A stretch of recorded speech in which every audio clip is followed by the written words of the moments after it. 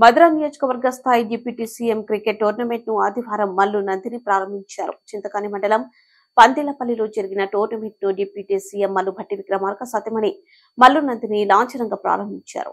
Tournament ప్రారంభోత్సవ సభకు Chintakani press club అధ్యక్షులు లింగం రాంబాబు అధ్యక్షతన వహించారు. ఈ సందర్భంగా మల్లు నందిని మాట్లాడుతూ క్రీడలకు తాను ఎప్పుడు అండగా ఉంటానని అన్నారు. గ్రామీణ ప్రాంతాల నుండి యువత క్రికెట్ లో రాణించాలని ఆమె ఆకాంక్షించారు. పలువురు అతిథులు మాట్లాడుతూ డిప్యూటీ సీఎం భట్టి విక్రమార్కను ఆదర్శంగా తీసుకుని యువత రాణించాలని కోరారు. ఈ కార్యక్రమంలో పందిలపల్లి ఎంపీటీసీ సభ్యులు ఓర్స్ వీరభద్రం, బొప్పారాం, గ్రామ సర్పంచ్ గౌసియా బీగం, ఎనుకుళ్ల నాగసురారెడ్డి, బ్రహ్మారెడ్డి, అంబాటి వెంకటేశ్వర్లు, బందెల నాగార్జున, జోనపోయిన వెంకటేశ్వర్, దూరపాటి రాము, వంకురు రమేష్, సింగరపు వీరమల్లు, సట్టు వెంకటేశ్వర్లు, రామలింగయ్య, ఎస్కే పాషా, వేముల వెంకటేష్, చెల్ల వెంకటేష్ తదితరులు పాల్గొన్నారు. ప్రెసిడెంట్ అంబేడ్ గారికి, సర్పంచ్ కి, సట్టుకి, సూరారెడ్డి గారికి, మా భద్రంకి, రాంబాబు గారికి, ప్రతి ఒక్కరికి, ఇక్కడ వచ్చిన ప్రతి సిపిఐ నుంచి వచ్చిన నాయకులకి, మన కాంగ్రెస్ జాయిన్ అయిన కొత్త నాయకులందరికీ, ఇక్కడ వచ్చిన స్పోర్ట్స్ క్రికెటర్స్ అందరికీ, దాదాపు ఎన్ని డిస్ట్రిక్ట్స్ వస్తున్నాయి? ఖమ్మం డిస్ట్రిక్ట్ లో ఎన్ని మండలాలు, చుట్టుపక్కల మండలాల నుంచి అందరు చాలా మంది, దాదాపు 30 టీమ్స్ వస్తున్నాయని చెప్పారు. టీమ్స్ క్రికెట్ టీమ్స్ అందరికీ నా తరఫున, భట్టి విక్రమార్క గారి తరఫున నా హృదయపూర్వక నమస్కారము. మీ అందరికీ హ్యాపీ న్యూ ఇయర్. కొత్త సంవత్సరం స్టార్ట్ అయింది.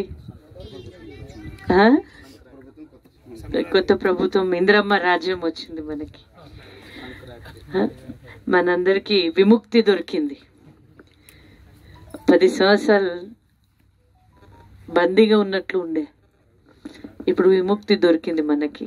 కాంగ్రెస్ ప్రభుత్వం వచ్చింది, మంచి రోజులు రాబోతున్నాయి, అన్ని పథకాలు ఆగినాయి. దాంట్లో 2 గ్యారంటీ కార్డ్స్ ఆల్రెడీ అమల్లో వచ్చినాయి. మహిళలకి ఫ్రీ బస్ సర్వీస్ స్టార్ట్ అయినాయి, మళ్ళీ ఆరోగ్యశ్రీ స్టార్ట్ అయినాయి.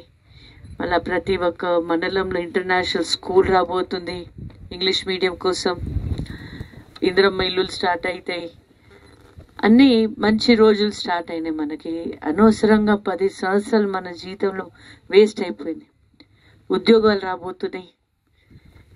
కాబట్టి ఇవి వచ్చిన గవర్నమెంట్ నుంచి వచ్చిన పథకాలన్నీ ప్రత్యేకంగా ఇప్పుడు మన రాంబాబు గారు చెప్పినట్లు, మీరు యూత్ అందరూ ప్రజలకి, ఇప్పుడు ఎలక్షన్ లేదు కాబట్టి నేను చెప్పదలుచుకోలేను, మీరు ప్రజలకి ఎక్స్ప్లెయిన్ చేయండి అని, కానీ మీరు దానికోసం వర్క్ చేయాలి. ప్రజల కాడ పోయి వాళ్ళకి అందించేది కూడా చూసుకోవాలి. మీరు గ్రామాల్లో అందరు, మా నాయకులు అందరు ఉన్నారు, కానీ అందరు అన్ని ఒక ఇల్లు తిరగలేరుగా. కాబట్టి మీరు యూత్ ఉన్నారు, అందరు యూత్ కాంగ్రెస్లో వచ్చి జాయిన్ అయ్యి దానికి మీరు ప్రతి ఇంట్లో పోయి ఎవరికి ఏ పథకం వచ్చింది, రాలేని వాళ్ళకి ఆ పథకం ఇప్పించినట్లు మీరందరు పని చేయాలి. ఇప్పుడు దీంతోనే రాంబాబు గారు చెప్పినట్లు మీరందరూ ఒక కొత్త లీడర్స్గా రెడీ అవుతారు. ఎవ్రీ జనరేషన్ తర్వాత ఒక లీడర్షిప్ రావాలి. కొత్త